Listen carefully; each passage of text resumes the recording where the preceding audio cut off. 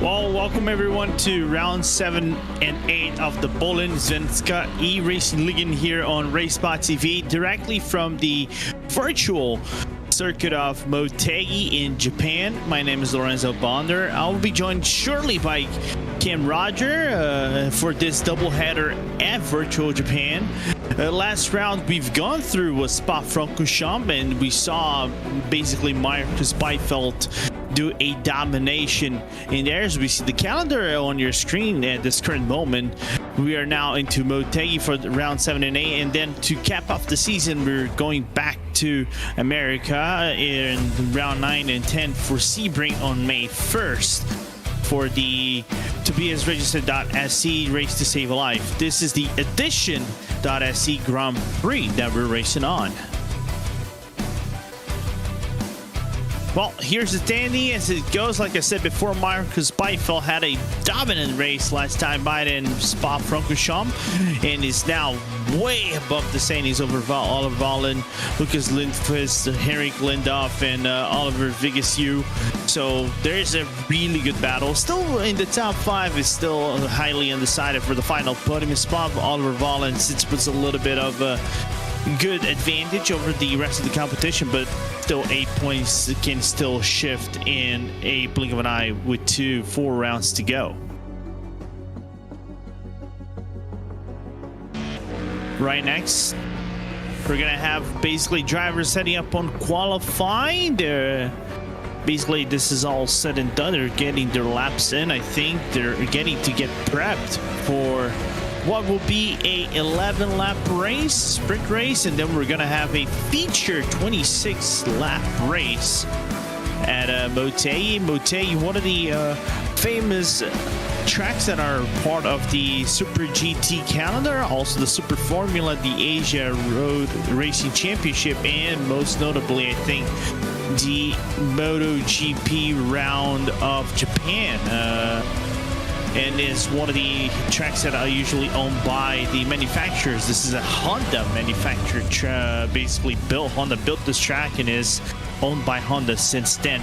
First time's on the board already. Marcus Beifeld, I would say like round clock at the top of the standings with a 151.585. Lindhoff in second place, and now Daniel Homer with the third time, as we see Linus Elbert going into the final 3 corners of this racetrack. This double left-hander is a little bit of a tricky corner for you to set up for the final corner. A mid braking zone to set up for the right-hand side, and then go all the way out for the it's mid-short start finish straight that we have into turn number 1. All eyes now into Eric Eliasson, who's camping up basically what would be sector 2 that leads into the double left to right-hander that would go up the crest and down, and then down the crest that would lead basically to the tunnel that goes through the oval racing track. This is probably one of the few complexes in the whole world which has a inbuilt, basically a dedicated road racetrack and a oval track, which already received IndyCar back in the early 2000s, and also most noticeable for Danica Patrick's only win ever in IndyCar history. Which also resembles the only win a woman had in top tier in sports in Formula, basically. Of course, now we'll be seen in other categories. Eliasson for the final corner. Let's see what this time will be. He's not going to be able to be on top of the pole, but I think that should be enough to put Eliasson into the top 10 in 8th place.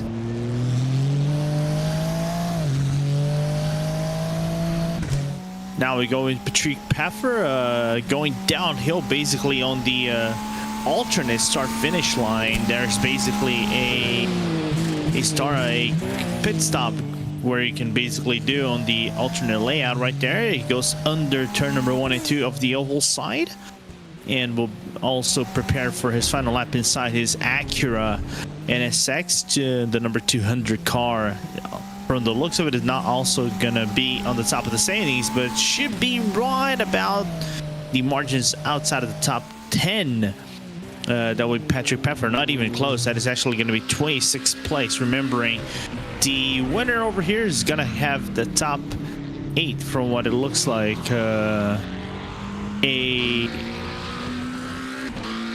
Into race number 2, there will be a grid reverse for the drivers as we go into Lucas Peterson in his McLaren 720S GT3.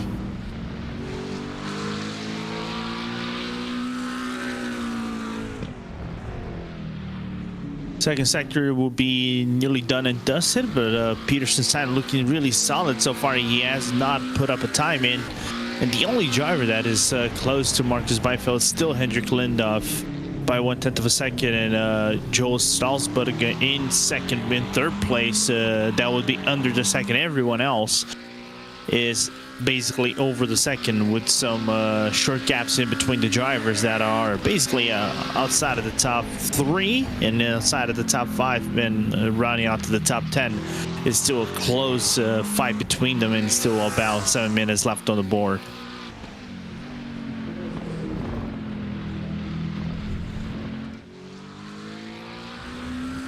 Final corner for Peterson. His lap is probably going to be right about the 54s. 54.7 will be his lap. 26th place it will be for the number 51, as there will be some times that will be coming down.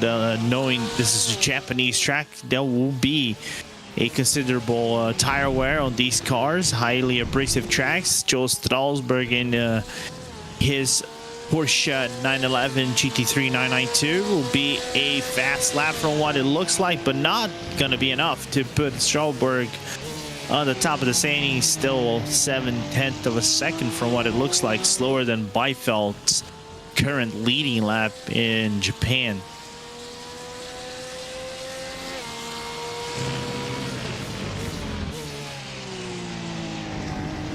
He's probably going to have one more attempt before he comes into the pit box on the number 26 car and effectively try to get a faster lap. The major league drivers do 2 fast laps at most. They come back into the pit lane, refuel their cars, put up new tire threads, and then they go back out on the track. Here we go into Henrik Lindhoff. Lindhoff, one of the guys that featured in the battle for the podium spots in Spa-Francorchamps in the feature race. And this time by, if I remember correctly, just gonna grab the results from that race, he was actually P3 while he was hooked in a battle with Christopher Cook and also Oliver Vigesiu for those final podium spots in the feature race.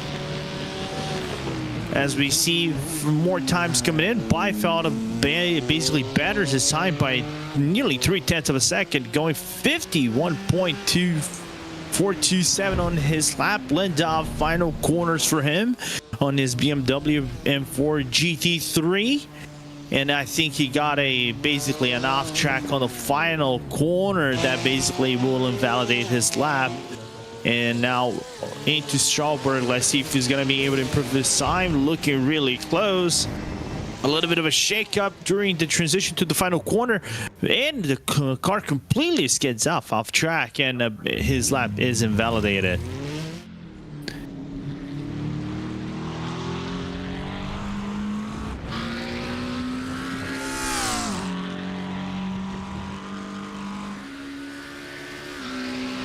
Here you go with Oliver Vigesiu, basically one of the guys, like I said, P2 in the feature race, and apparently we have our good old Cam Roger in the commentary booth. How you doing, Cam? Yeah, all good. All good. A couple issues there, but we got in to this fourth round of the season here at Motegi. It's going to be a lot of fun, I think. This track is sounding a little bit different. And I should say, obviously, in the qualifying session now, Marcus Beifeld going up to the front in the opening stages. And to be honest, with how the season's gone, I'm not too surprised. He's really looking to win this championship. Yeah, absolutely. As he's still yet to do a lap that would be putting him inside the top 5. Vigesiu, like you even commentated on Spa, feature in a really good battle for the top 3 as he best has a massive skid over the final 2 corners. Tricky. Like I was saying before this, on this qualifying, these final 3 corners, they're devilish because not only is a highly abrasive track, it's a double left-hander. You kind of have to set one way to basically get the final corner right, and the car doesn't skid off, and it basically puts some stress in the car. And we saw multiple drivers already making mistakes on that final yet very important lap they need to do to put us in top tier standings for the sprint race. Yeah, it's a unbelievably tricky corner as Hillestrom comes through that part. It's like that double left, but you can't really go full speed because you have to brake for that final corner. It is a sort of overtaking opportunity when we get into the race. Depends how brave you want to be on that one, as Hillestrom is up there in 5th position, but some big gaps up towards the front. I mean, it's 3/10 between Beifeld and Lindhoff, but then we have 9/10 of a second back to Stråberg in that 3rd position with just a couple of minutes left. And I think in that case, Beifeld and Lindhoff are done with their laps for the session, so they won't be going any faster.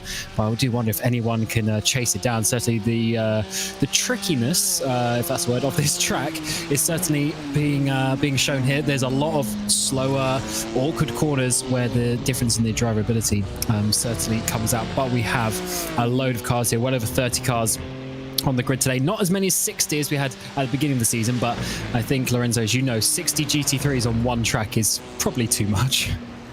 Yeah, it's literally insane, man. And it's interesting that I was actually having this stop before I was preparing for commentary in here. Taking over from Ewan as well. It's kind of funny that we go from a highly technical track in Spa. Well, but then again, it's technical in one sense, but lots of drivers already drive that track because I think it's oversaturated of sorts in iRacing, whether people like it or not. But to a track that is not primarily driven in lots of categories, you're only going to see it maybe in GT3s, GT4s, and multi-class here and there, and maybe some IMSA official races. But then again, it's not heavily as featured as it is on the GT or as Spa. So it makes the driving difficulty much more increased than Spa in a sense of sorts. Oh, absolutely. Spa is definitely overused in the world of sim racing, but it is a good track. And we had a good couple of races. Of course, Beifeld did the double, winning both the sprint and the feature race, which is very, very difficult to do. But he is the man in this championship so far this season, and he's definitely the one who's really coming for that title. Of course, Lindqvist is looking very strong as well, but unfortunately missed that race. And missed the round, therefore you missed 2 races, but only 1 race is dropped. So in terms of the drop scores, so he is going to miss a whole race of 50 points compared to Beifeld. So he's got a lot of work to do, and Beifeld does have almost 2 wins out in front of Oliver Bohlin. As it stands, the session comes to an end, and Beifeld, your championship leader, is coming strong once more. It's only his 2nd pole of the season, but he'll be certainly happy with that one. He's joined on the front row with Lindhoff alongside him, Stråberg and Hillestrom on that 2nd row, Holmer and Everton in your 6th position. So the turtle pace looking quite good. 2 cars inside your top 6. Helm, Delander, Gustrin, Crook, Blixt and Eliasson inside your top 12. As we see the list of drivers, going to be some quite big names a bit further down you would expect as well. Giros there in 13th, Vedestad in 14th, Oliver Hagström, Vigaju there in 15th place, 1.8 seconds off. You expect him to be a little bit higher up. Helsing is in 16th, Håkan Schott and Johansson round out to your top 18. Forsell, Motina, Gran, Matson, Neptun and Helberg down inside the top 24 for today. And then a little bit lower down, we've got Lodin, Pedersen, Frisk, Wallingston, the 2 teammates there on the 14th row. Kinnell, Pfeffer rounding out the top 30 for the Hexagon Nation team. Then we got Norgren, Michael, Hafliderson in P32. But a lot of drivers here actually not setting laps. Tademo, Magnussen, Reistad, Marcus, Stiller. So all of the Clutch Club cars, I believe, choosing not to do laps there at the end. Here's your format for today. We've got 11 laps in the sprint race, 26 in the feature. We will be going straight to the end in the sprint race, but there will be a pit stop required in that feature. Reverse top 10, of course, for the grid of the feature race. And we'll have to see, of course, how it goes in these races, Lorenzo. I mean, it's tight and twisty, and with 36 cars out there on the track, the first couple of laps are going to be pretty interesting and pretty dicey. Yeah, it is. It is going to be interesting. I'm looking for also to see the transition to the feature race as well, because right now they're driving on in morning in sim time, right? It is 11 a.m. in sim. They go to the feature racing, it's a little bit later, and not only later, but also cooler at the same time. It doesn't have any more sun. It's in the middle of the night. It is 8 p.m. So I wonder how they're going to be able to transition from daytime racing to nighttime racing, as this track, comparison to, let's just say, Fuji and Suzuka, doesn't have a lot of spots where you can actually you're gonna have an official lightning around the racetrack. Yeah, and there is going to be about 40% chance of rain during the race as well, so you never know. There's clouds in the background. But this is the ADDITON Grand Prix. We're here from the Twin Ring Motegi, and it is rounds 7 and 8 of the Bohlin Svenska Eracingligan's GT3 series, where we come to the start of the sprint race. Marcus Byfeld not only leads the championship by 97 points, almost 2 race wins, but he also leads the field as we come out of the final corner and we come around to start the sprint race. And already moving to the right-hand side, we see Henrik Lindhoff. He wants to try and defend that second position as we come down. There's quite a long run towards the first corner, first braking zone. Lindhoff sends it to the inside, down the nice wide open entry, but it doesn't look like he's been able to do that. We go side by side as we go through this very open part of the track before the twisty section. In the background, we're already going on the Mustangs go to the inside. That is not ideal. Is that Blix actually potentially in the 95 machine off into the grass? But as we go through turns 3 and 4, it's just about going to be Byfeld who holds on to the lead. Yeah, absolutely. And also I saw at the back of the frame when we started the race, I think one of the cars going off on the final corner. I think a little bit too much throttle putting in aside with the coat tire. So I think that was Sebastian Magnussen, but I cannot confirm if it is 100%. But looking by the gap he actually has on second to last, it looks to be him. But other than that, clean start for everybody. Yeah, it wasn't. Yeah, you're correct. It wasn't Blix. He's still there in P10. Just a blue Mustang. Got worried, but as you said, I think it is Magnussen. He's 6 seconds off the back of the train, and it is one long run. We've worked our way to the important part of the track where it's tight and twisty. This is where the driver makes the changes into that left-handed hairpin before we work our way up to this right-handed hairpin. This is an important one because it goes on to the longest straight of the track. This is turn 10. I'm sure we'll see a lot of moves in the background though. Back at the first hairpin, there's a 51. He's gone around all sorts of carnage as drivers try and follow him through, and that's not ideal. That is Lucas Pedersen who spun around, catching up a few other drivers too. Yeah, that's a little bit unfortunate to see that happening. Meanwhile, at the back, I think that's a battle between the Porsches, the 74 and the 117 of Hellstrom and Emtividen. So it's going to be a little bit complicated to get some of the names right. I'm going to be butchering some of them. But looks like good communication between the Porsches, so they don't lose a lot of time to those guys in front. And in my point of view, I think the Porsche is a car to look out for on the long run in the feature race.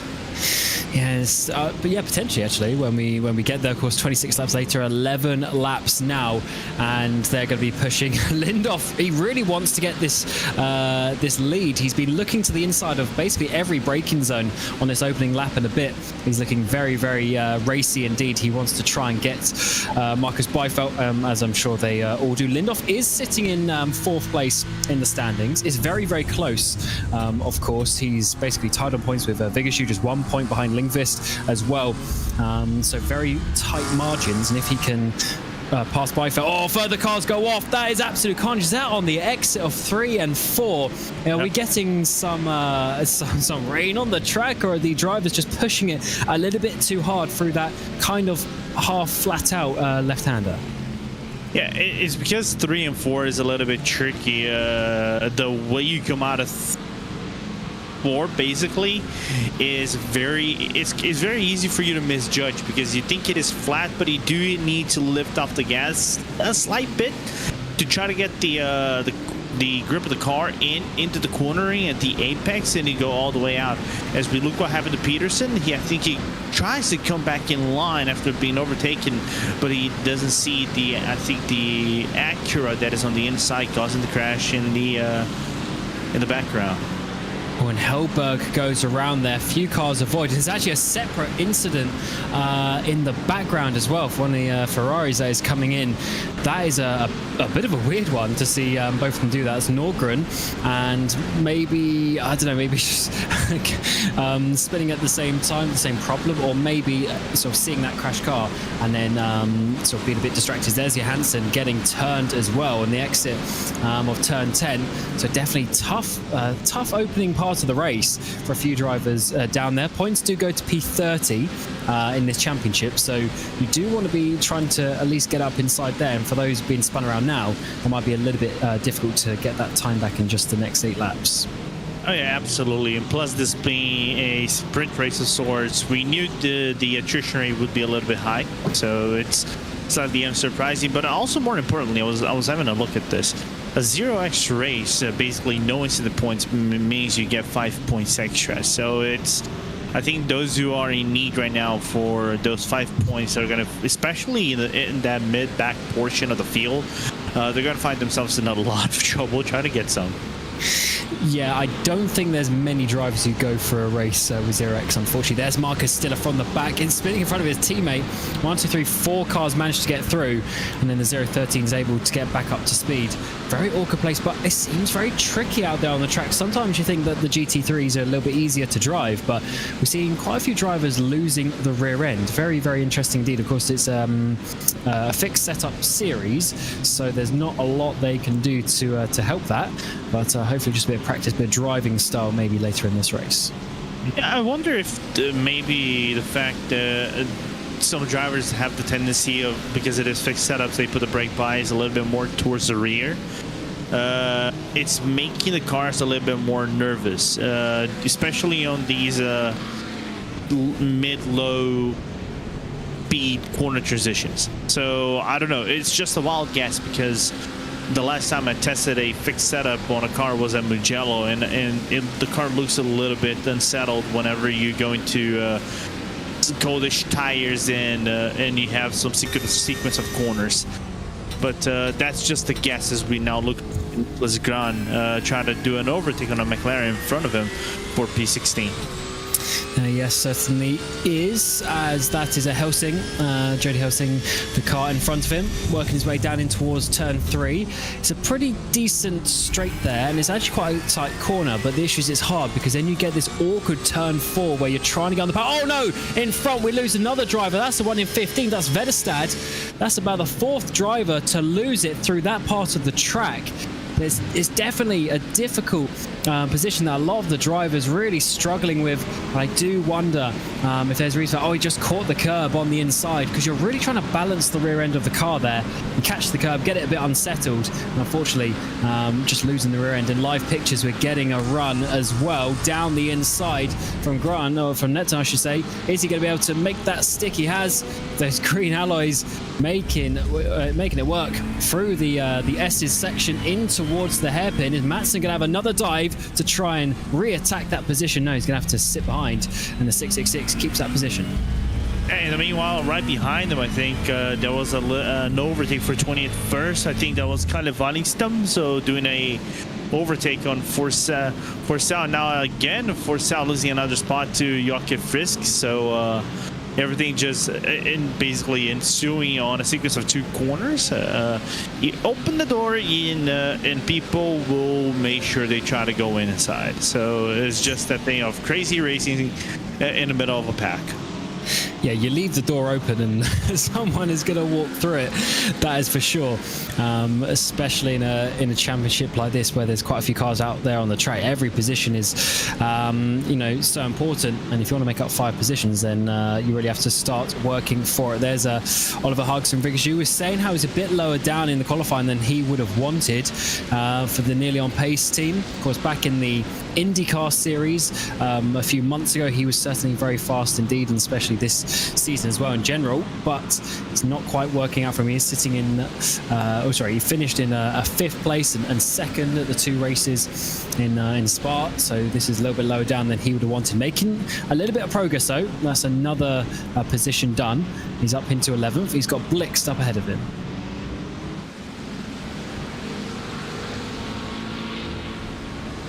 Just taking a quick look around the field. If there's something else happening, this track is kind of interesting if you think about it, Cam. Of course, much shorter than Spa by a long stretches of lane. This track is about, just gonna grab it right here. It's 4.8 kilometers, so it's much shorter, but nearly by 2.2 kilometers on Spa. But you would think this would give a little bit more of a gap racing because it is highly technical, and because it is a Japanese track, you would have maybe cars reacting more to the abrasiveness of the Japanese tarmac. So it's interesting to see like pockets of 4, 5, 6 cars racing. Of course, might not be in front, but it's still providing good racing nevertheless. And it's a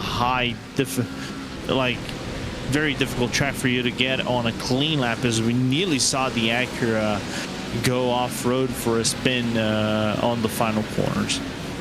I tell you what, it is one of the toughest tracks out there, to be honest. It's not easy by any means, and you know, we're talking about the fact that we had Spa last time. Everyone knows Spa. Everyone's done thousands of laps in Spa in their lifetime. I wouldn't be surprised if there's some drivers here, and this is the first time they've showed up to this track. It's actually quite a fun one, to be honest, but it's just not very well used. It's not in any of the major competitions really. So I mean, in real life, so therefore it doesn't translate to the sim series always, but it's providing some decent racing opportunities and some decent difficulty for the drivers. Of course, the first few corners are fairly similar. They're sort of like 90-degree corners and such, but that's because it's on the infield of the oval. We go through the tunnel, we come to the outside parts of the track, and then this is more the road course section. We've got these flowing S's into some slightly tighter ones.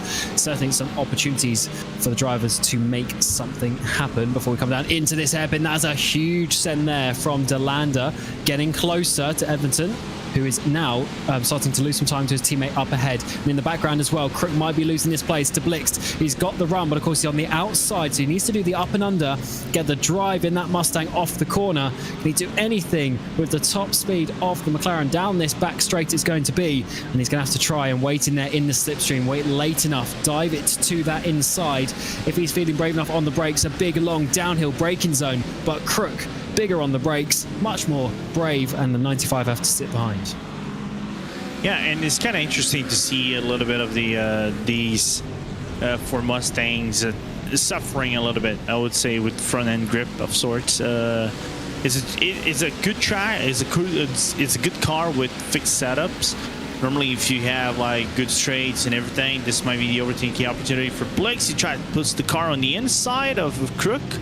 A little bit of a contact from what it looks like on the rear end of the McLaren of Crook, but cannot get the overtake done because I think the McLaren is quite balanced on these tracks that are more twisty than, let's just say, Spa, where naturally I would say the Mustang would hold a little bit of an advantage over the McLaren on this sense. But then again, Marcus, I think by default is driving a McLaren, and he's proven everything wrong with his driving skills on the racetrack, not to mention his 1.5 gap that he has already on Linda. Yeah, we have a lot of McLarens out there.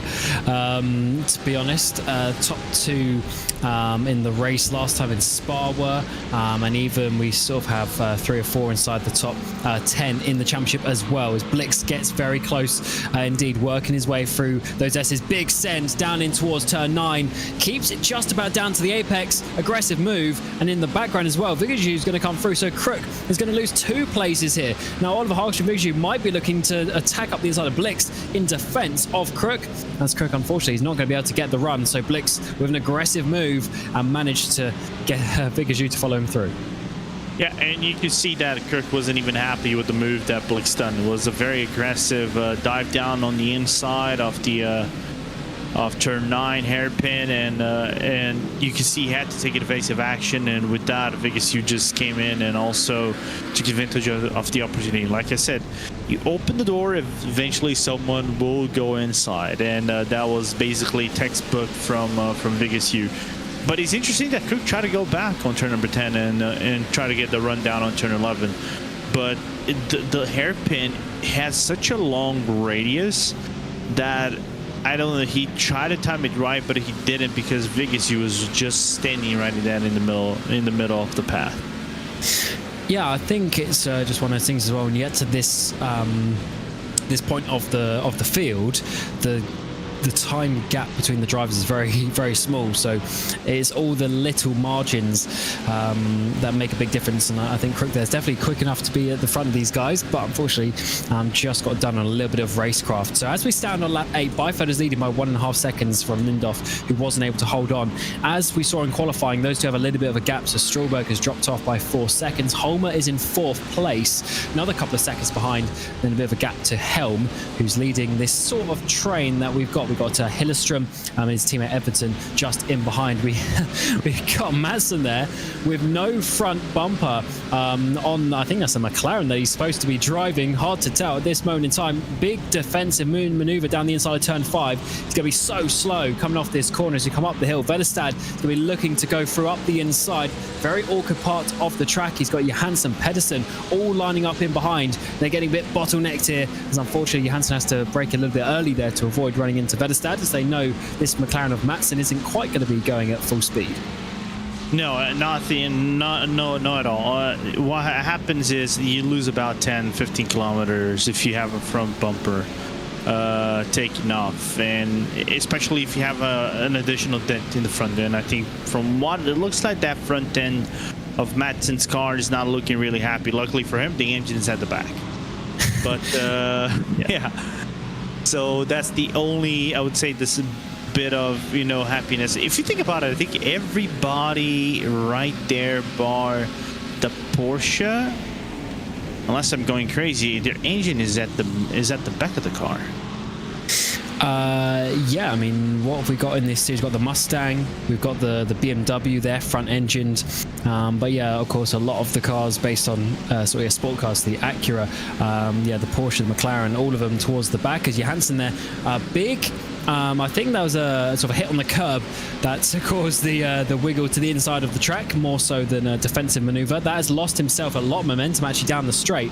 Now he's going to be under big pressure to defend as we come down this little short straight between turns 2 and 3, but it seems like these guys are holding on very nicely indeed. That's Pedersen, unfortunately spun a little bit earlier, trying to come back through in that 51 machine, but he's stuck down in 27th place. There we go, Johansson losing the rear end once more, and drivers certainly finding that part of the track tricky.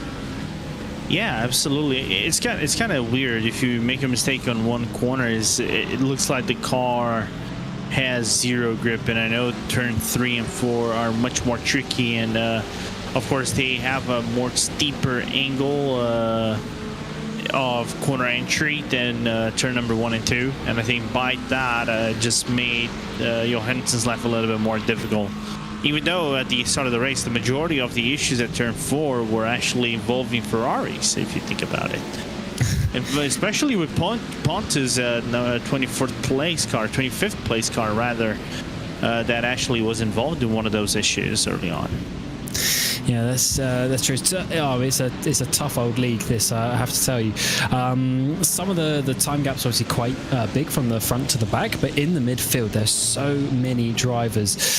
You can really go up and down very easily indeed. We're on to lap 10 of 11, so 1 and a bit laps remaining for the leaders as everyone works their way through the penultimate laps. You come back up to the front to see Delander in the blue and pink Acura as he tries to work his way forward. He's been on the back of Everton for quite a long time now, hasn't been able to quite find his way through.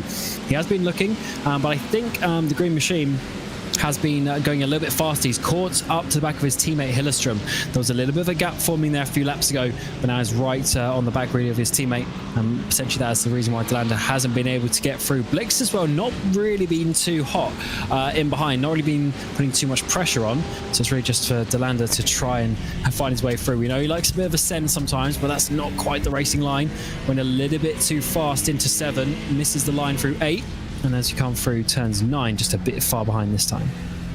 Yeah, and I think he's basically complaining with the name of the team in front, Turtle Pace Racing. I think he's talking about basically his relative turtle pace, and because Blix is right behind him if he doesn't make an overtaking, I would say in the next few corners. You can even see the car in the back of the frame already trying to catch some draft. It's less than a second between them, so I can sense there's a little bit of that, not going to say desperation from DeLanda to try to make that overtake, but he really is looking forward to not being in this 8th spot, knowing that the reverse grid is going to happen.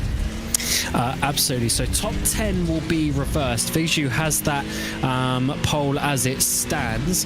And how is he looking? Yeah, Crook is 1.2 seconds behind him as we come onto the final lap of the race. And then everyone else, of course, ahead of him will be flipped around. So potentially Byfeld starting from P10 if he can hold on this final lap and not make any mistakes. He hasn't done many mistakes this season, doing the double back at Spa, for instance. He just about got the race win in Daytona as well. So having a strong season, leading the championship and leading by 2 seconds on this final lap as it stands as well. Can DeLanda find any way through as you come into this tricky and flowing middle sector?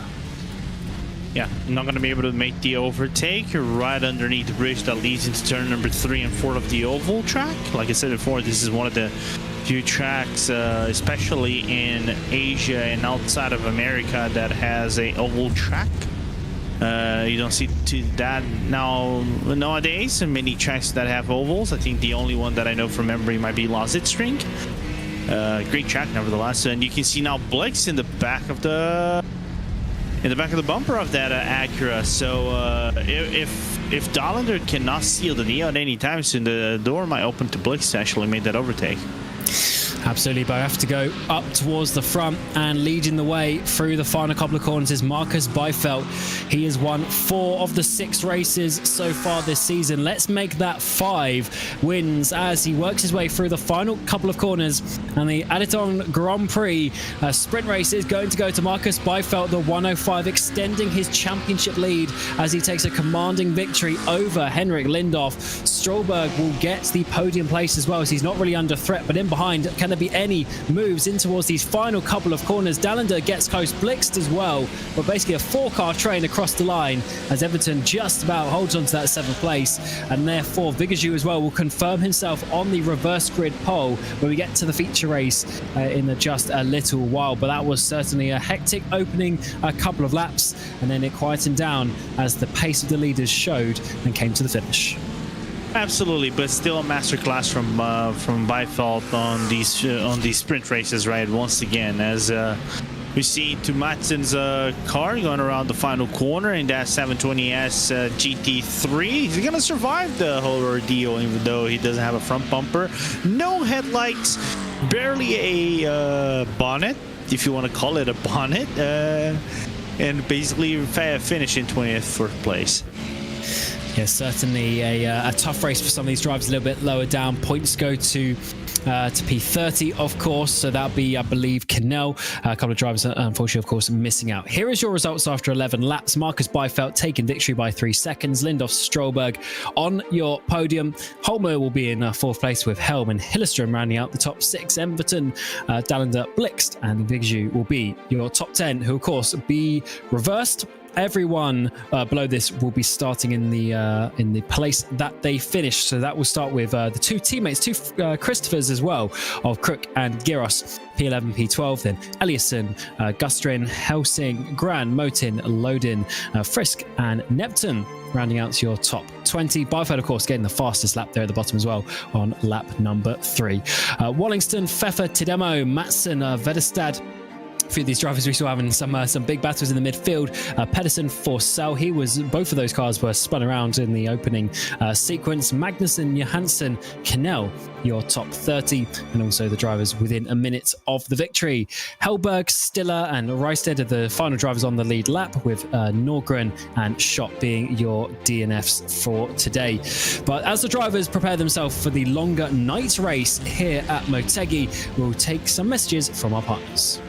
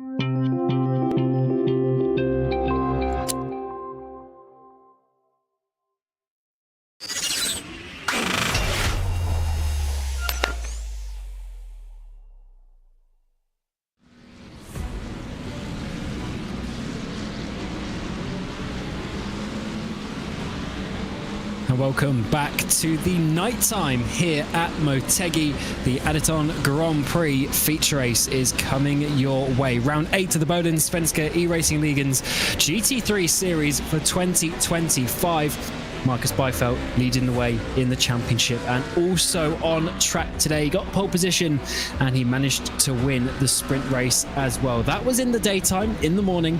We now go under the floodlights here at Motegi, but of course most of the track will actually be not under floodlights as we go out away from the oval section. As we go through the tunnels, and then we come back inside for the pit lane and the first few corners. It is certainly going to be a bit of a different experience for these drivers as they now have to go racing under the lights. We have 26 laps of action and a pit stop coming your way because they start the race with a maximum of the half tank, so they can't start the race with any more than half a tank. Therefore, they will need to pit probably for around 8 laps of fuel, give or take. Therefore, there's a bit of a strategy window. Do you pit after 8 laps, or do you pit with 8 laps remaining, or somewhere in the middle? We'll certainly have to find out. And of course, a tyre change most likely there as well. It's myself, Cam Roger, Lorenzo Bonder alongside me, and Hugo Louise on the production of this RaceSpotTV broadcast. And Lorenzo, of course, a dominant drive from Byfeld previously previously.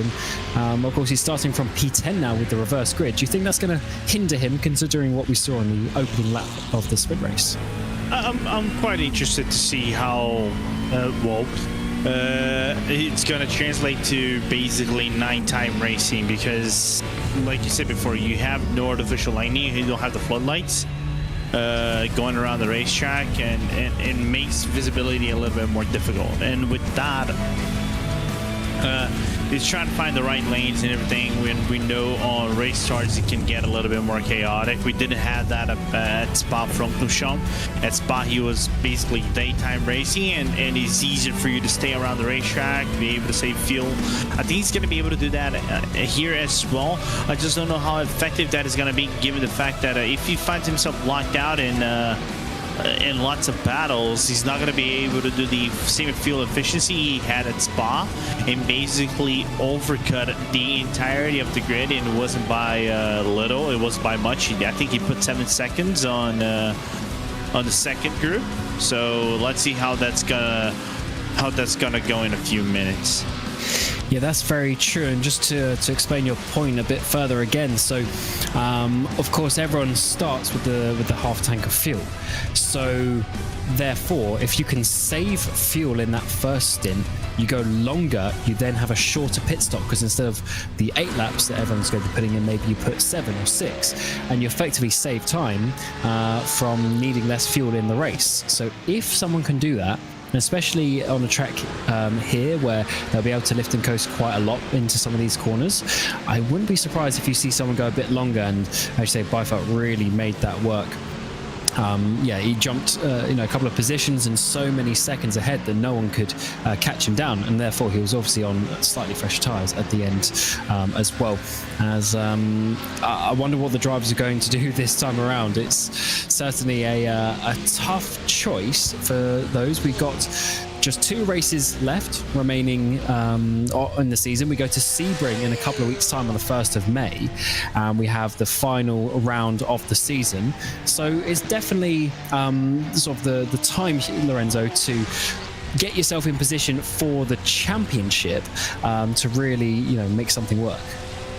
I agree 100%, because Sebring, we know that it's a track that it can go either way, right? Like Spa, I'm not gonna say it's overly saturated or heavily featured in racing. I think it is still very featured in iRacing, but of course not as much as a Spa. But nevertheless, the drivers will know more track knowledge than Motegi for sure. So it's gonna be much more a close race than anything before. So if you need to make up points, you need to perform not just in the sprint race, but also in this feature race. And I'll tell you what, I was just doing a little bit of thinking. With there just being those 2 races left, Byfeld is awfully close to winning the championship already with the 1 round remaining. So he was 97 points in the lead coming into this, and of course a couple of bonus points as well. So we're talking something along the lines of about 107 points that we can get next time around. But we'll talk about that in a second, as Oliver Harks from Vigashu will be on your reverse grid pole with Blixt alongside him. Delander is in 3rd, Everton is in 4th, Hillestrom and Helm rounding out your top 6. Holmer, Strålberg, Lindhoff and Byfeld round out the drivers who were reversed, and then we'll let the rest of the drivers scroll through, as they will start in the exact same position where they finished the previous race. But with Marcus Byfeld, both Bohlin and Lindqvist are not here, which means the next person in the championship is Lindhoff, 106 points behind. And he obviously beat Lindhoff in the previous race, would have gained another 10 points. And Byfeld, especially if he beats Lindhoff in this race today, I believe will be effectively crowning himself champion, although we do have a drop race to count into those where Byfeld will lose more by virtue of him losing a better result than Lindhoff. So we'll have to wait for the maths on the result system, but Byfeld all but sealing his championship with a good result here today, and Sebring will be all about the fun, let's say. It is a shame for Lindqvist not not showing up to the last couple of rounds as he was putting on a good fight. But we work our way towards the start of the race. It is the feature race for the Bohlin Svenska Eracingligan's GT3 series, round number 8 of the season. And we are ready to go. And nearly a pile up before the start of the race at the back, in the mid-back of the field. And everyone getting close indeed. It's the ADDITON Grand Prix. The feature race is about to start here under the lights as Oliver Hagström will get us underway in towards the first corner of the race. Drivers moving around quite a bit as they try and find some space in towards this first corner. A very hesitant move there. I think that was from Holmer. He's going to lose out a couple of places. Helms already makes a move though as it goes side by side down towards turn number 3 for the first time. Big defensive moves on the inside there. Oh, there's contact, and that's going to be Stråberg. Gets hit around. He's taken Helm with him, but there must have been contact in behind for someone to get Stråberg in that position. Oh yeah, there was contact coming into the corner. I just want to know who actually made that contact. Meanwhile, I think I saw Lindhoff getting loose around turn number 3 and 4 alongside with another car. Lost 2 spots in the whole ordeal. And Byfeld, just by staying on the track, staying safe, going from 8th place all the way in 10th place into 5th place. And that's Neptune, the 666 car. He's gone around as well. We definitely had a car massively off the road on the exit of turn 4 as well. I have to try and get some replays of that. Of course, a bit harder to identify the drivers involved in the dark. Big send to the inside there. Oh, further contact is made, and that is not good at all. That's Byfeld, who's gone around, and he's having to rejoin through the middle of the field. Fortunately, that saved him, essentially a top 15 place, but that might have been either Lindhoff or Holmer diving it down the inside and taking out the championship leader, who just about regains the place. I think that might be Stråberg that he's got back alongside. So the 2 drivers knocked around are now battling in P18 and 19.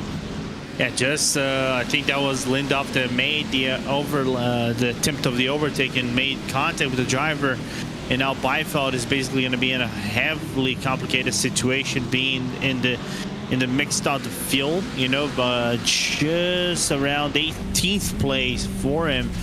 So he's basically staying cool and collected, find spots, trying to make overtakes. A little bit of a contact he makes with Vetstad, but he made it through in P17, and now going for a warm-up spot and inside the Acura, inside the Audi, actually Acura rather, and goes into P16.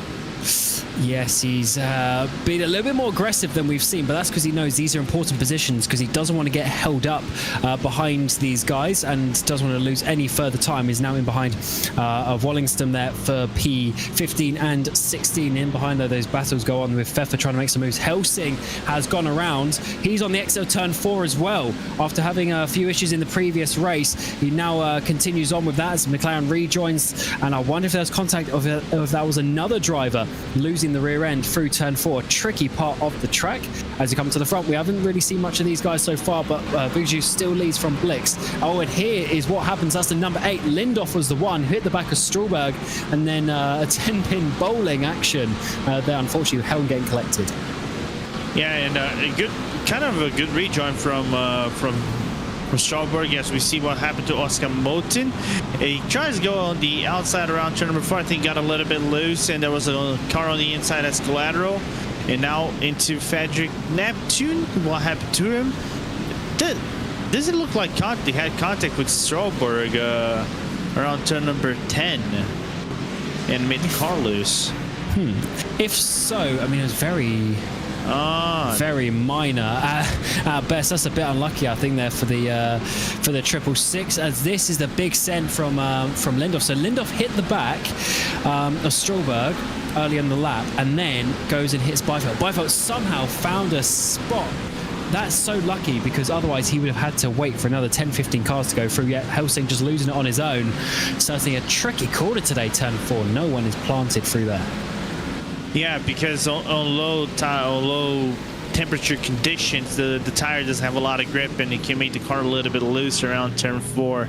I said before, I think it is the trickiest in my point of view, it is the trickiest corner of the racetrack, in my point of view, because it is easy for him to make a mistake. Meanwhile, Eliasson going one spot on Gayros as we look forward to see battles in the middle of the pack. I think that's Helsing that might be battling for P18 at the moment.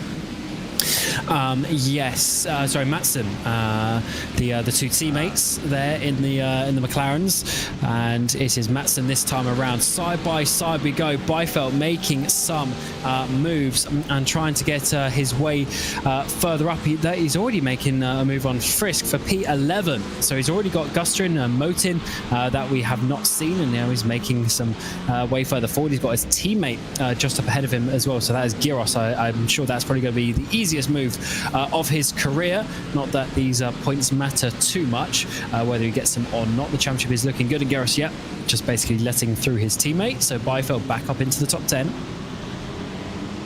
Very quickly, which is the most important thing, and not losing a whole lot of time. 10 seconds to Vigasiu in the feature race. It's a lot, but it can be worked out knowing the pit stops are sitting there in between.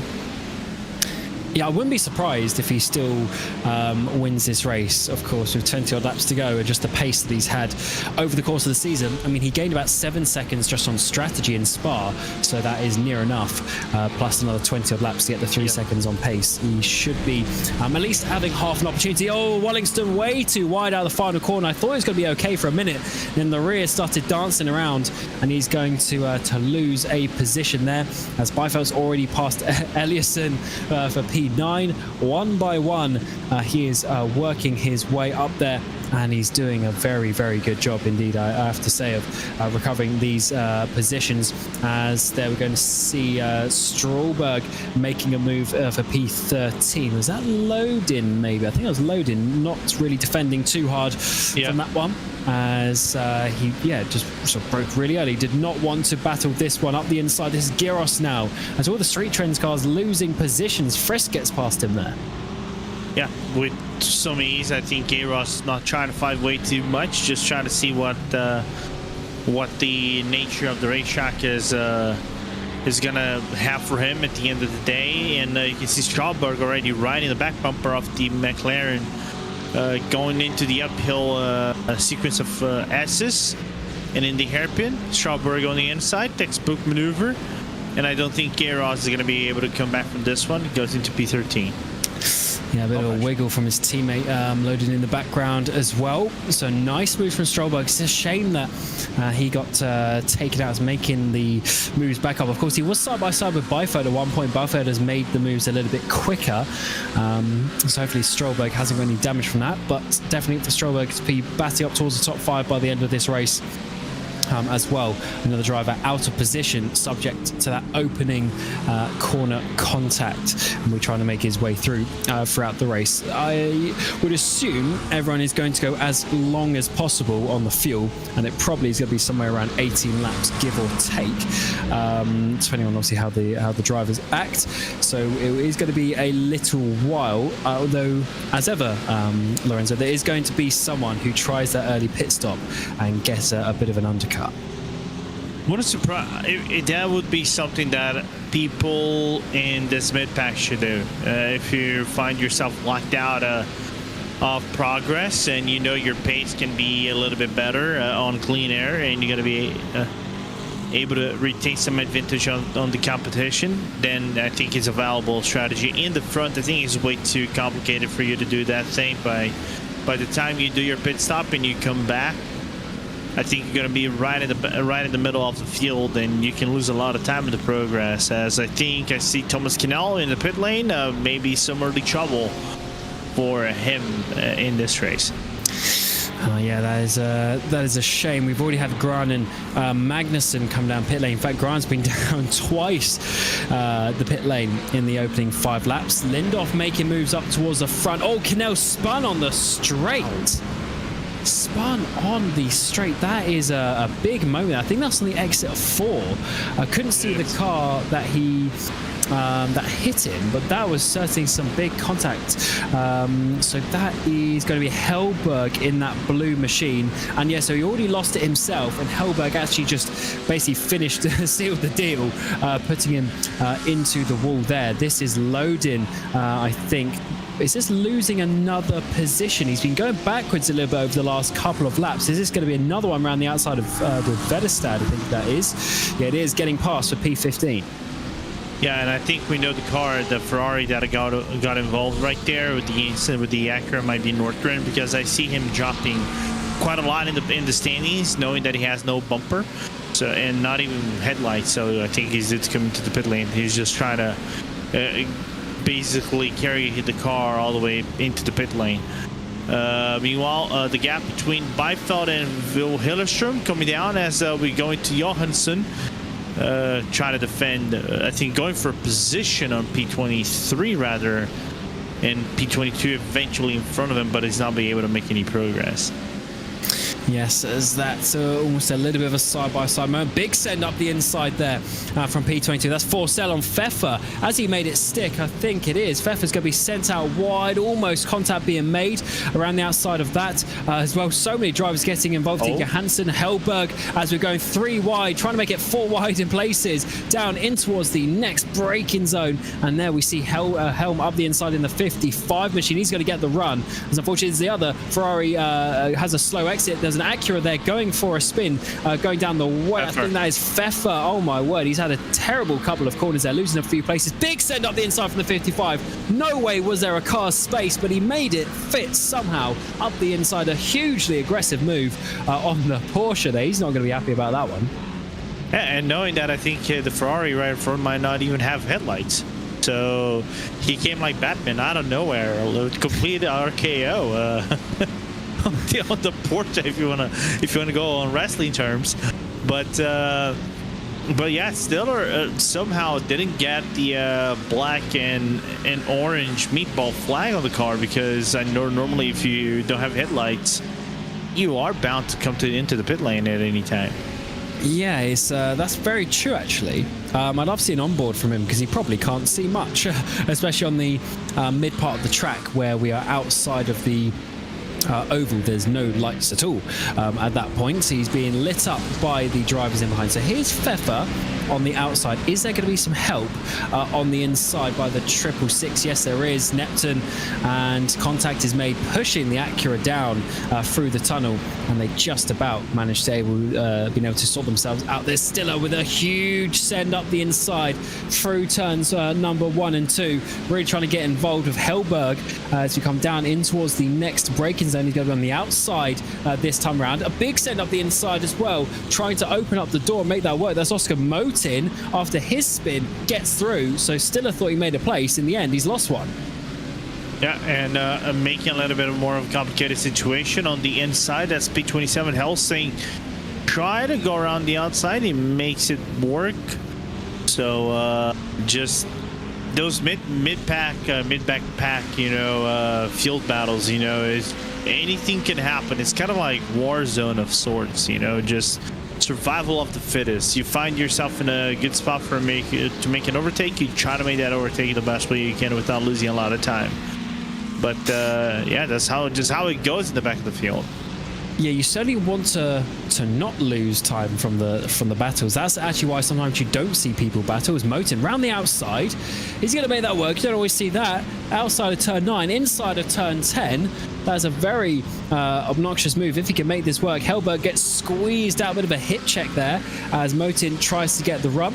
As we head down the back straight, Corvette versus Ferrari, who's slightly better on the top speed. It's the longest straight on the track, although albeit not the longest in the world. It's quite a short one. Big send up the inside as well there from Helsing, trying to make it work. And this is not good at all, as this might be a 3-position lost here. But no, it's only going to be 2 places in the end. But that just shows you for Hellberg how quickly things can change around. Although he has got the run out the final corner. Yeah, no, very well worked out by Hellberg right there on the inside. I think Jody cooked the entry of the final corner and basically just had a little bit of an understeer coming out of the corner, and they needed the Ferrari to make that overtake. Meanwhile, Marcus Beifeld decided to defy all rules of pace in this field. Is the only driver that is doing basically 51 halves in the entirety of the field cam. And the gap, what was 10 seconds, it basically grabbed 2 spots really quickly from 9 to 7. 7.2 seconds is the gap between him and Vickers. Yeah, so for reference, the reason why I sniggered is because a 51 is basically about 3 seconds a lap faster, near enough than what these guys are doing that we are seeing. Of course, they are battling as well, which doesn't help for the lap time, but certainly 3 seconds, that is a hell of a lot of time, and that is why he's making some moves. So Byfeld is 7 seconds off the lead in that 7th position, and is going to be trying to make something work on the strategy to get past those 6 drivers and get another double victory after doing that last time out. After the first couple of rounds, it was him and Lindqvist swapping the victories, one apiece between them at both Daytona and Hockenheim, and then of course Byfeld getting the double last time around. Let's see how this one, let's see how this one goes as we work our way towards the front. This is Blixt in that 2nd place with Vigaju in first, leading the way as they have done from the start. Delander in 3rd place. Yeah, still a good battle between everybody in the field. Still a lot of things inside. It's kind of interesting that Blix hasn't gone for the move for the lead, and while this is actually happening, we know that Byfeld is a factor. He is coming close. So again, he did a 51.8 the last lap, while Willis everybody's doing 52 mid lows, which is insane to see a guy that is basically doing half a second faster per lap than everybody else on a average basis. And there are guys in front of him. The gap that he has to Homer is about 2 seconds now in this lap. So it's still a lot of indecisiveness, I think, in the front of the field. I think they're just trying to, you know, make that field gain of sorts. The drivers marking each other field, trying to maybe do an overcut here and there. So but still good things going on around the racetrack, not going to complain. Absolutely, some great battles there in the midfield. Of course, up towards the front, I think they are being patient until the pit stop. It's one of those things where if you pit early, you're better in terms of you get an undercut on tyres, but then your average fuel tank throughout the race is going to be more because you started on half tank.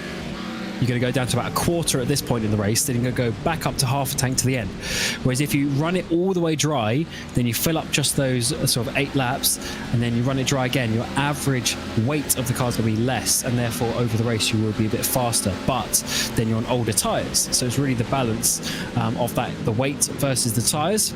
And hopefully some of the drivers would have tested that out and worked out what is going to be the faster strategy to the end. In Spa, it was Byfeld going as long as possible, and he is on the back of shot actually, coming out of turn 2 there. So he's got a big gap to overcome between Lindhoff and Emberton, but I'm sure he can do that because the gap was about 7.5 seconds a couple laps ago and is now down to 6. So he's really catching up. Yeah, you can already see him in the back of the frame behind Homer and Infident. So you can see that the battle is already going to happen for P5, 6, and 7. So and with that, I think I noticed Lindhoff starting to get a little bit more aggressive on his car. I think Dalander got a little bit more wider angle into turn 1 and 2, and by that Lindhoff just wanted to go through, and I think Blix just fell off the server, connection issues. Hopefully he comes back, or has he gone completely? The 95 from 2nd place, normally it recovers quicker than this. He might be gone. The 95, that's such a shame. He's been doing a great race today. He was very patient, composed in that first race. That gave him 2nd place in the reverse grid, and he was looking strong. But unfortunately, it looks like the Alcantech driver has come unstuck here with some potential connection issues, and that puts Delander up into 2nd place, a free gift also for Byfeld in terms of another free position up into 6th. So this is really working out nicely for your championship leader as we come to start lap 11. Vigaju leads by 0.6 of a second.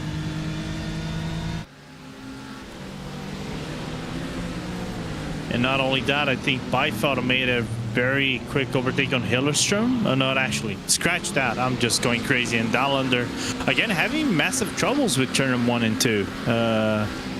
As the door opens up for Lindhoff to go on the inside. Here he goes. Yeah, he wants that second place. He was looking very racy on the first lap against Byfeld in the sprint race. And here on lap 11, he looks racy once more. He's seen the opportunity open up with Blix going from the race. And now it's from 4th to 2nd place in half a lap for Lindoff. And he might actually be a bit of a dark horse for this. Of course, he was 2nd place in qualifying. And he's coming through strong after starting this in 9th place, worked his way slowly. We've been talking about Byfeld this whole time, but Lindoff, he was only 3/10 off in qualifying and just a couple seconds off in the sprint race off Byfeld's pace. So Lindoff is definitely a shout for this as he's now up into 2nd. But the one thing I'm wondering about Lindoff is the potential penalties he might have, like post-race of sorts. We know that he got involved in the Helm in Strawberg incident, also in the incident with Byfeld specifically, as Byfeld gets overtaken by Homer. They go back and forth, and Homer making the life out of the 105. Very difficult around turn number 10. Oh, as Byfeld is going to get that place up into 5th. It looks like the 105 down the back straightaway. He's worked his way up so nicely. Though having said that, he might actually lose out. It looks like Homer is going to be holding on to 5th. So Homer a lot better on the brakes apparently, as the teammate of Lindoff actually is going to be helping him quite a lot. In the background, we're going to see, the BMW comes through first, massively wide from McLaren in the background, a shot. So he's being held up, losing a bit of time, and he is actually further off the lead than he was a lap or two ago. So he's definitely losing some time, of course, now that he's behind in the traffic and having to do some battles. Yeah, I wonder if the tires of Dahlgren's cars are shot after a certain amount of laps. I heard about the Porsche. That I think the Porsche, you get about 11 really good laps of the car grip, and after that is more like tire management than anything else, but it becomes a little bit of a nuisance. I wonder if the BMW on a mid run, because they do have 50% fuel, gets progressively better on a lap by lap basis, because you already can see Lindoff by 0.3 of a second on Vigasiu to challenge the leader of the race for the first time, I think, in a good while in this race. Indeed, it's going to be a great battle, I think, in the second half of this race. We are still expecting probably another 5 or so laps before some pit stops start to happen. Lindoff is coming for the lead on the track, though. He wants that before we actually get to that pit stop, as we've seen Helsing and P21 also get close. Here's Lindoff, though, back towards the front. He sat in 4th position behind Blix, behind Delander for a long time. Blix disconnects. He used that as the opportunity to get past Delander, and now he's showing his pace to try and get the lead. Goes in way faster down in towards turn 11, and almost pushing the McLaren through. As he comes to finish lap number 12, the ADDITON Grand Prix is really spicing up now for the lead, and there's a bit of a slide there from Hogs from Vigasiu as well. We're down the front straightaway.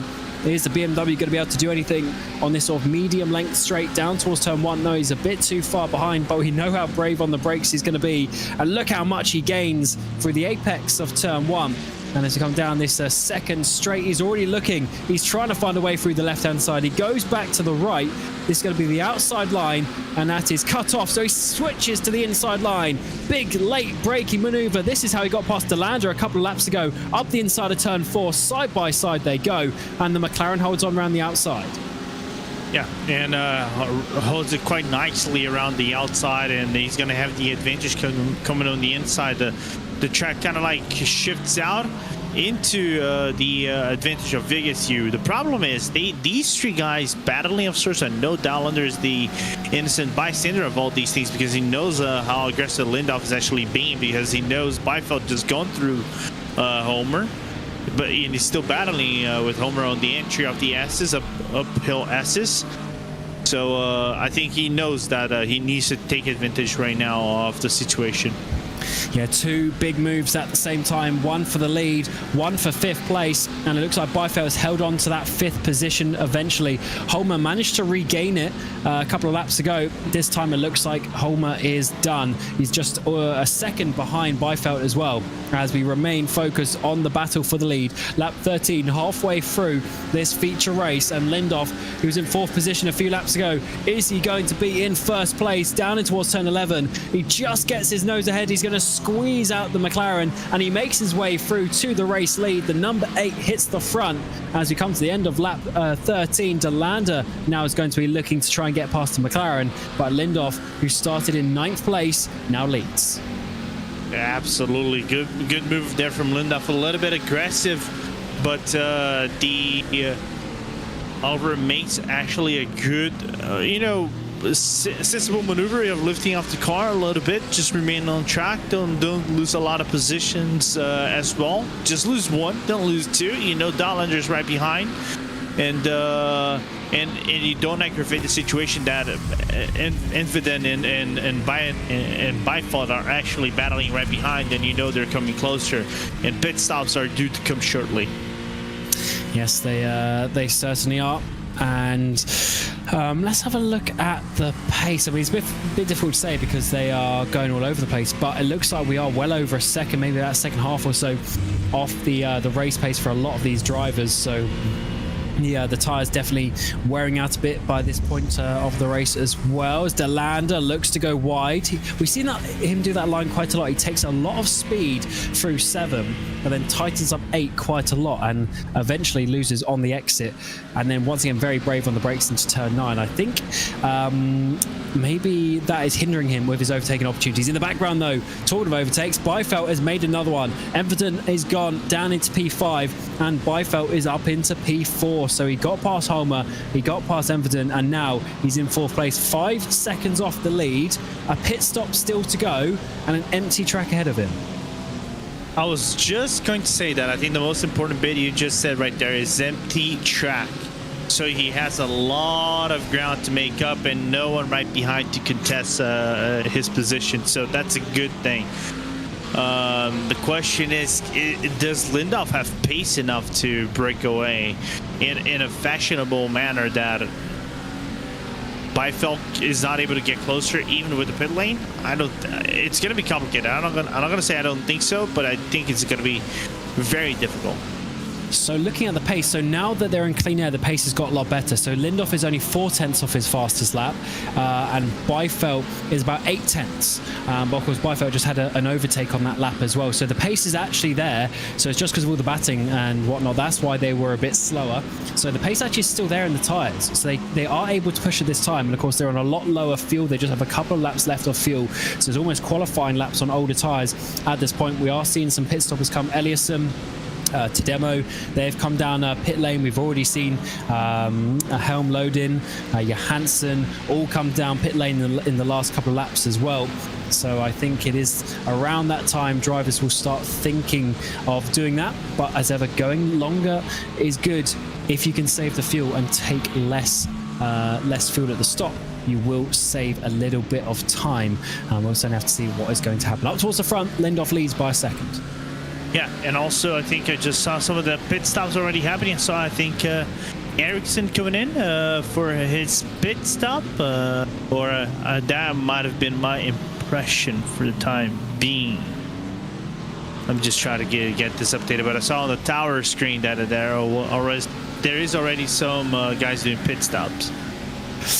Yes, how many drivers? We've got about 19 drivers who have not made, the top 19 have not made their stops just yet onto lap 15. It's a very awkward pit lane entry here. We saw it on board one of the BMW, might have even been Lindoff in the warm-up session. A very awkward pit entry on the outside of that almost flat out penultimate corner, and then you have a little chicane to hinder with as well. So there is going to be some variance on the pit stop times. There could easily be another second added to your pit stop just because you're more aggressive or not in towards that chicane.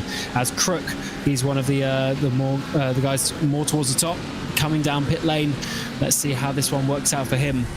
Look to see if he's going to gain anything or if it is staying out longer that once again is going to work. Absolutely. One more lap still, and the gap already shortening to 4.9 seconds. So the situation for Lindoff doesn't look really good. As Dahlander, I think, just lifting off the gas a little bit, try to go for a late braking, try to stay as close as possible to Vigasu, while the battle for second place still looms large. Certainly does, but what a race this is turning out to be in terms of the strategic battle. Byfeld trying to chase down Lindhoff, who, by the way, on the last lap, Lindhoff was only 2/10 off his fastest lap, and Byfeld, though, was only 0.5 off his fastest lap, and he was 3/10 faster than Lindhoff. So this is looking good for Byfeld in terms of pace, but he is still 5 seconds off. So there's a lot to do in the last 10 laps. So at that point, he's 0.5 second a lap. So he had a long time to do it, but those laps are very quickly running out as such, and he needs to do something on this strategy. He needs to go longer than Lindhoff like he did in Spa, so I think to really gain that time and then hope that he's got the pace in that final sort of 5 laps of the race. I wonder as well, with the fact that the pit lane and the speed limiter is not also the fastest around Motegi, could also work in his fashion, because Spa is 80 kilometers and it was a short layout, not the long layout. If I remember correctly, the pit limiter in here is 60 kilometers. So this 20 kilometer deficit, it makes quite a big difference on the runoff, and especially with the pit entry that is very technical. I think it's one of the most tricky ones for you to get it right. Certainly is. There's 2 drivers down pit road, Everton and Gustrin. Wallingston as well, actually. So drivers around the top 10 area. Pedersen also coming in.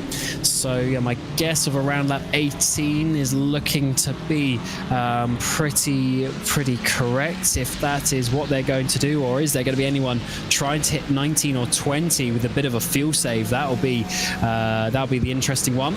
I have to certainly find out the next couple of laps. We are looking at Dallander in the blue and pink machine.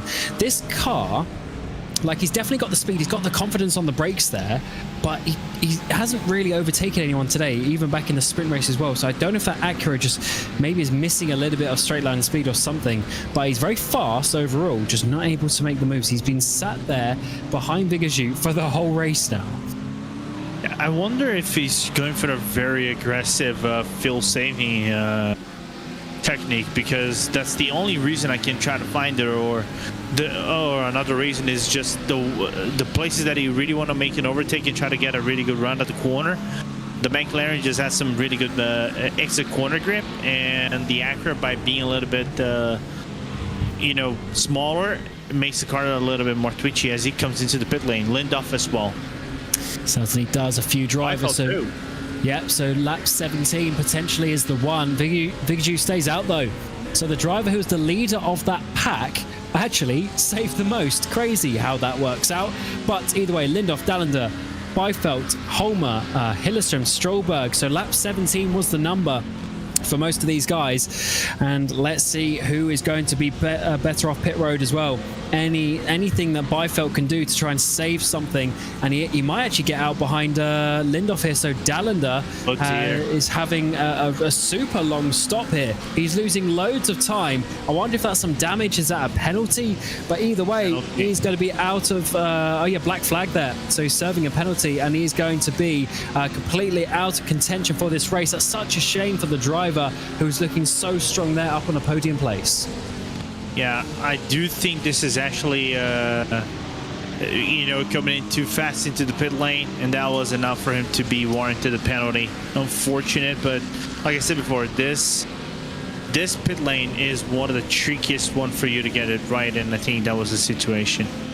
Yeah, I mean, if that is true, he was looking like he came in very fast, but always difficult to tell from the outside shots, so you have to get an onboard. So here's the situation. So Vigasu stayed out, so he's had a qualifying lap on warm tyres, and he's obviously they're worn, but they're warmer tyres, and everyone now, of course, on their outlap is going to be on a lot higher fuel and colder tyres. So he has the potential to gain quite a bit here if he is able to nail this pit entry, and there might be a couple of seconds in his favour. So Byfeld effectively is in second place, and that has worked out perfectly. So the car's in the way.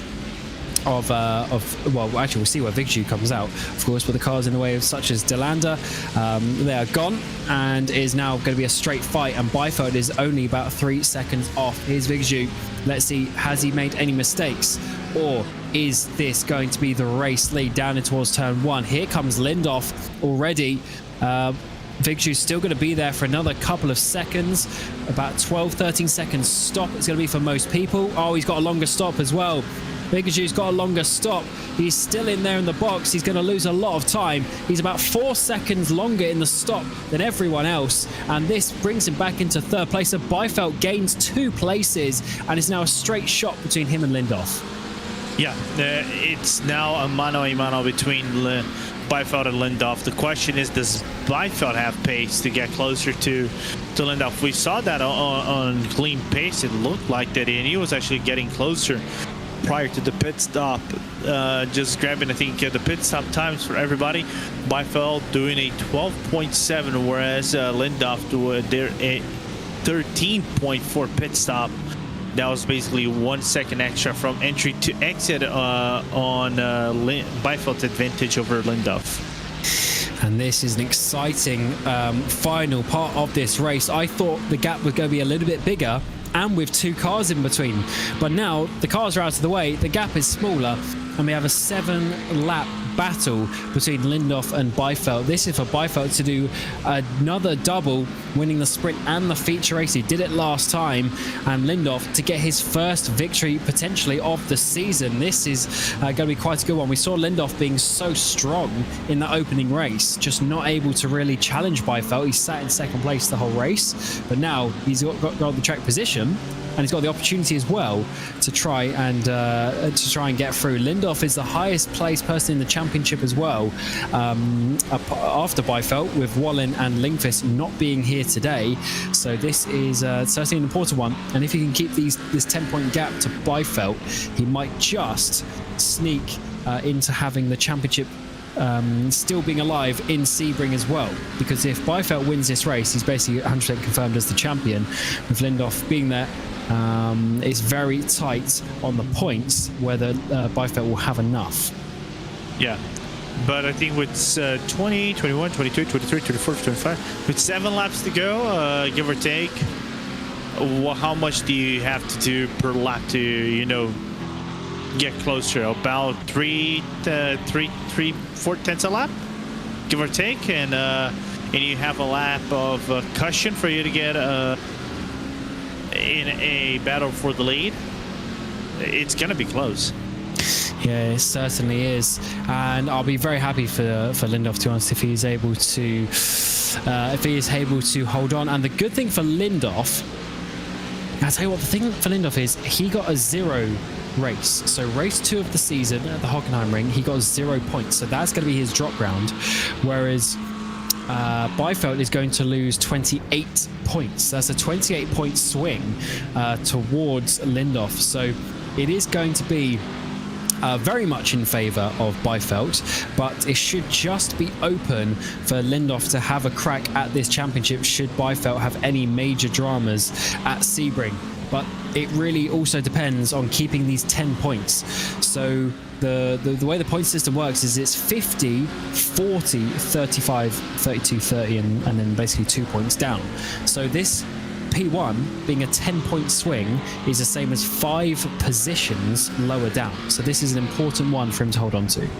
Yeah, absolutely. And knowing how Sebring will be, knowing the track knowledge, I think for the majority of the drivers, he needs the points over here. I think he needs everything. So I don't see him not defending like a lion in the next few laps. But then again, we have to talk about Lindoff's potentially impeding penalties post-race that he might have. So that's still yet to be analyzed.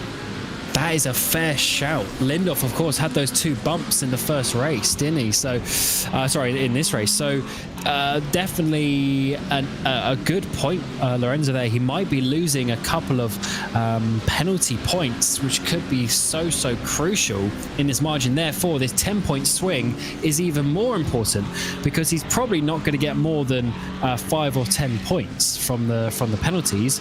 So that basically negates the gap to Byfeld at this moment in time, but Byfeld is certainly the quicker driver, is under a second, and it's 5 laps, 5 quite long laps here, a minute 50 each for him to hold on.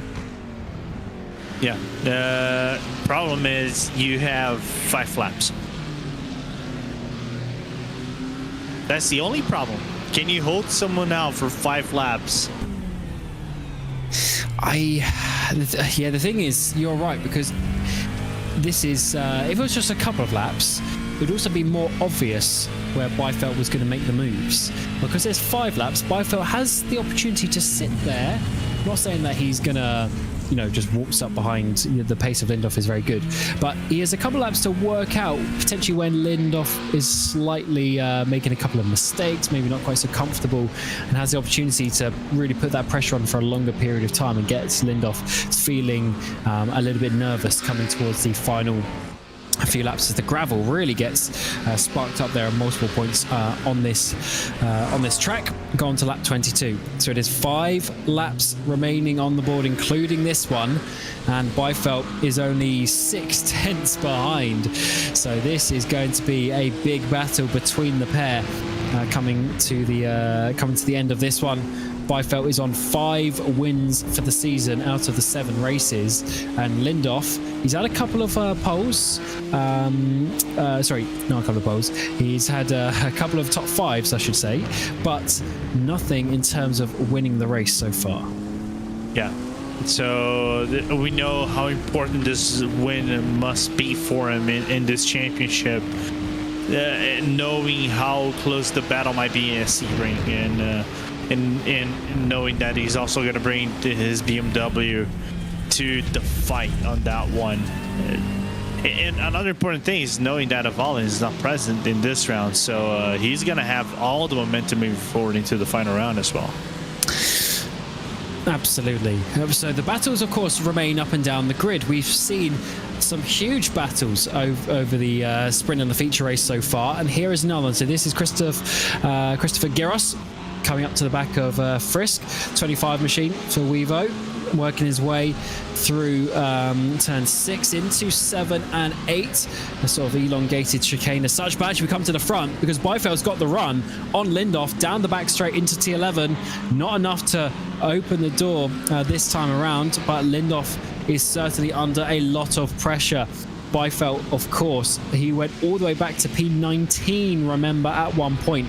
Lindoff also having contact in this race. They've not had clean ones, but they found themselves in P1 and 2. The fastest drivers on the front row in qualifying as well. And now they're going at it for the big one, for the win of the feature race, for the ADDITON Grand Prix, and it is looking like Byfeld is going to have multiple opportunities to find his way through, but Lindoff, he's been so strong on the brakes.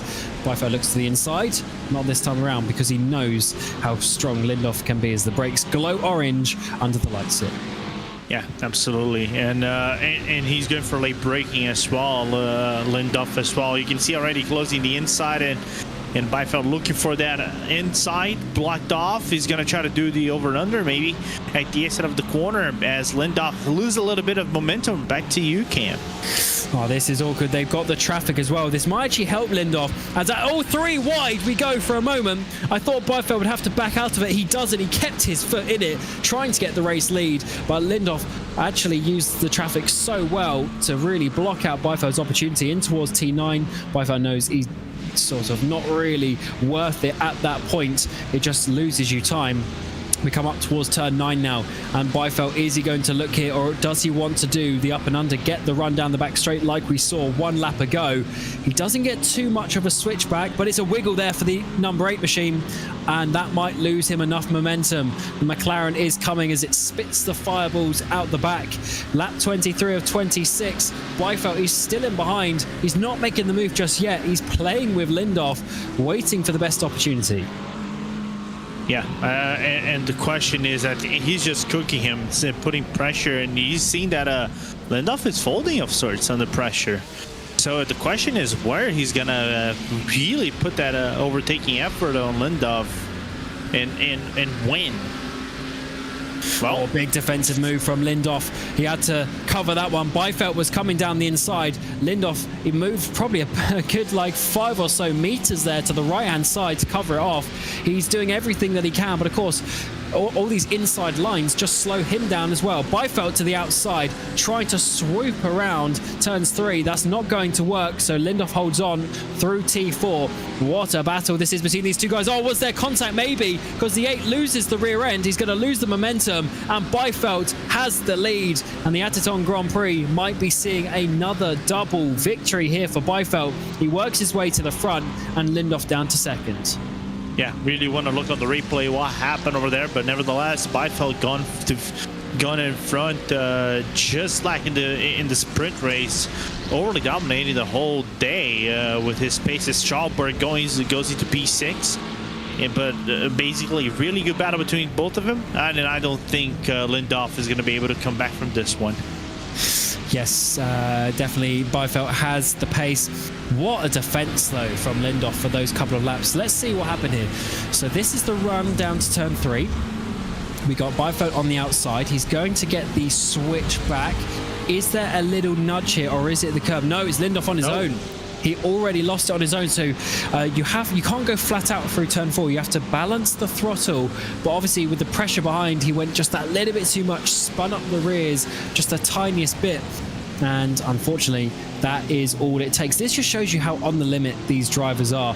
They really are pushing the grip and the aerodynamics to its limit, and unfortunately just enough there. He comes into the pit lane as well. Lindhoff comes down pit lane. He's not even going to be getting second place. Is this an issue, or is this a choice retirement? We'll have to see. No, it's a drive. He's probably going to get a drive-through black flag, knowing that he had 2 incidents early on in the race. Remember that he had the 4X contact, so I think he was just on the verge of the 10X incident. Yeah, no, I think you might be right, because he would have had...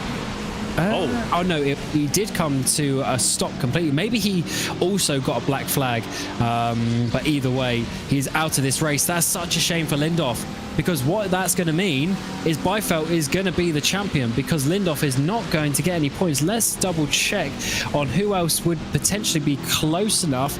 Oliver Hagström, Vigaju, to be fair, actually as well, he's tied on points.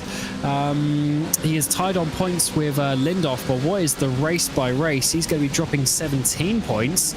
So that is going to be an 11-point swing in his margin. So he is going to be just on the bubble, potentially, as we're getting some contact here. Crook, Strawberg around the outside in the Porsche. Can he get up the inside? No, that is covered off. He's still thinking about it, though. He's trying to force his way through up the inside of turn 7. Lovely battle between these guys. Really aggressive there from the Porsche, who was spun around on the opening lap of the race, the 25 machine. And on the penultimate lap here, looking down the inside of turn 9, but not quite enough. But for Vigaju, he is just in second place, just about trying to hold on to this championship. Yeah, really great battle as Strawberg dives down on the inside, and a reactionary move from Crook right there to avoid the crash. Really good awareness, and you can see the blink of the headlights as they go side by side down the straight into turn 11. Absolutely a huge defensive move from Crook to the right hand side, moves the whole width of the track, and this is coming on to the final lap. Important overtaking opportunities around the outside. We go for Strawberg. What a move. The inside line he'll have. Turn P5 should be his. No contact is made. They keep it in line just about. Someone dives off into the pit lane, coming on to the final lap, and one more tour of Motegi we go. And what action we are seeing today. Huge move from Crook once again. It was the defensive line on the back straights, the attacking line into turn 1, but Strawberg holds on. Yeah, I think that was Nicholas Grant coming into the pit lane as it goes. But really good battle. And in the midst of all things, Hagström is right behind. Certainly is. And I've been trying to do the maths at the same time, and I think is going to be by a couple of points that Byfeld is going to not win the championship here today. So that is a crucial place for Vigju to hold on. If he loses more points, Byfeld can be the champion. Big send down the inside though from Hillestrom, as that is going to sort of open up the door for Strolberg to get away. Side by side they go, contact as they work their way through turns 5 and then into turn 6, and just about Crook is holding on. These guys know it's the final opportunities to get past. Yeah, not too many places for him to do that overtake. I think they're right on the rise into the crest of turn number 9, going to the hairpin, and they would set themselves up for the final 5 corners of the racetrack. Certainly does, and we are quite a bit behind the leader, Marcus Byfeld. He's leading the way by 5 seconds. He went back to P19 on the first lap. He's worked his way through. He got past Lindhoff, and now he's putting one hand on the trophy as Marcus Byfeld wins the ADDITON Grand Prix feature race. He does the double, and he gets victory here as we are under the lights at Motegi. Vigju will come into second place, keeping his championship hopes alive just about by a couple of points. Holmer in third place. Everton is in 4th, and Strolberg in that 5th position. Crook with a big battle into 6th place with Hillestrom, Eliasson, Frisk and Gyros rounding out your top 10. The fireworks come out as well as we get to the finish of this race. Byfeld so dominant today. It's a shame Lindqvist hasn't come up, but Byfeld gave us a lot of action. Of course, he spun around on that first lap, had to come way back, and definitely one of the performances of the season. We look at some of the points lower down. These are important for their championship positions. Vedestad in towards the final couple of corners. Can he make any move? No, not quite. Unfortunately, not able to do it on the brakes. A bit too tight into that final chicane, and they'll be going across. So this is certainly been an eventful race here at Motegi, and a lot of overtaking action, to be honest, especially down in that midfield. A tricky track for battles, but we saw some long side-by-side ones continue on as a little bit further down. Seeing Pedersen come across the line. He's behind Tidemo. And then also Johansson just on the background, a shot there. And I think still in the background is the final driver, followed by Wallingston on the lead lap as well. Here's Wallingston, P number 3. He only had the one pit stop, but it was over a minute compared to most people doing about 12 to 13 second stop. So he had some damage a little bit earlier, and he will come across the line as the final driver on the lead lap. So certainly the ADDITON Grand Prix was a fun one as the penultimate rounds of the season. We just have Sebring left in a couple of weeks' time to finally 100% decide the championship. Marcus Byfeld does the double from Oliver Hagström, Vigaju, both the McLarens up there at the front. Holmer will get a slightly surprised 3rd place, with Everton in 4th and Strolberg in 5th position, some 25 seconds off lead. Of course, he had contact on lap 1 as well and did a bit of a comeback himself. Crook, Hillestrom, Eliasson, Frisk and Gyros round out your top 10, with Byfeld getting that fastest lap on lap 19 as he was chasing down Lindhoff for the victory. Helm, Delander, Matson, Vedestad and Helsing your top 15, with Lodin, Motin, Gustrin, Tidemo and Pedersen your top 20. Then we'll get Johansson, Stiller and Wallingston, the drivers on the lead lap. Before we get drivers who had a few issues today: Nordgren, Forsell, Gran, Pfeffer, Schott, Reistad and Henrik Lindhoff there 3 laps down. Might actually just sneak 1 point at the end. Kinnell, Magnussen, Hellberg, Neptun, Blixt and Michael Hafliderson, of course, actually not taking start of the race today. Very interesting one indeed. Let's see who's going to come for an interview. We have Joel Strolberg, so let's bring him in and see how that was. So Joel, that was a very eventful race for you, to be honest. First of all, let's go back to the opening lap and the contact from your point of view. Yeah, I think that's just stuff that happens sometimes on the first lap when everybody's fighting for position. So it's a shame, but it was a good recovery round after that. But that stuff happens. Yeah, you actually had some really nice pace today, to be honest. Were you feeling very comfortable in your Porsche today? Yeah, it was a nice breath of fresh air to not be a sitting duck on the straights like I've been at Daytona and Spa. So I think Motegi was a better track for the Porsche. Yeah, absolutely. And how did you find this track, to be honest? I mean, we're just seeing a replay of it here. You've been side by side with Crook as well. A lovely battle there. It's tight and twisty, but you can actually go side by side quite a bit. Yeah, I think so. I think sometimes it can be hard to overtake since the straights aren't so long, but I think it's inviting to, as you said, go around the outside and get the inside in the next turn. So I think you can have some great racing at this track. Yeah, and certainly your season's been a little bit up and down with results, but you're still sitting pretty easily inside the top 10, really battling for top 5 position in the standings as well at the end. What are your goals going into Sebring and really to finish off your season? Yeah, getting a top 5 place would be I would be really happy with that. Coming into this championship, it's my first, so I didn't know what to expect really. So getting a top 5 positioning, I would be really pleased with that. So that's the aim for Sebring. Yeah, absolutely. And from what it looks like, you're entering this as a privateer. Are there any teams on the scout for a driver like you to join up with them? I don't know. I haven't heard anything so far, but. If anyone gets in touch, maybe, let's see. Well, certainly your performance today, I'm sure, will open a few doors for the following season. So yeah, congrats today on your strong pace at least, and hopefully maybe get on the podium in Sebring. We'll see you in a couple of weeks. Yeah, thank you so much.